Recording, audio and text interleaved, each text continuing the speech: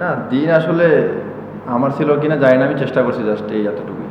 না আসলে long বাউন্ডারিতে fielding করলে এরকম চান্স দু একটা আসে, তো যদি মানে কাভার করতে পারছি তো এই জন্য আর কি অ্যাডজাস্ট করে মারি দিছি আর কি এই জন্য। না নর্মালি তো ফিল্ডিং প্র্যাকটিস তো একটু ডিফারেন্ট টাইপের করা হয়, অ্যাটাকিং যেহেতু আমরা লং ফিল্ডিং করি আর কি।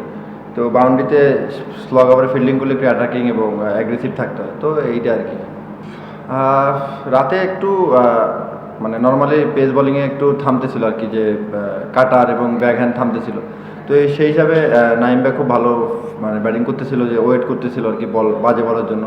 তো আমার মনে হয় রাতে সেকেন্ড ইনিংসে একটু ডিফারেন্স ছিল, বাট খুলনার ব্যাটিংয়ে অনেক ভালো মানে করছে আর কি, হ্যান্ডেল করছে আর কি।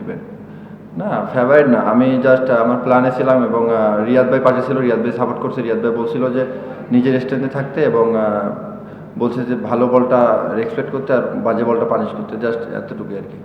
না আসলে কোনো কিছু প্ল্যান করে তো যাই নাই, জাস্ট নর্মাল রিয়াদ ভাই জাস্ট হাতে ছিল, তো রিয়াদ ভাই জাস্ট বলতেছিল যে কখন কী করতে হবে, তো এখানে প্ল্যানের কিছু নেই, আগে থেকেই কী হবে না হবে।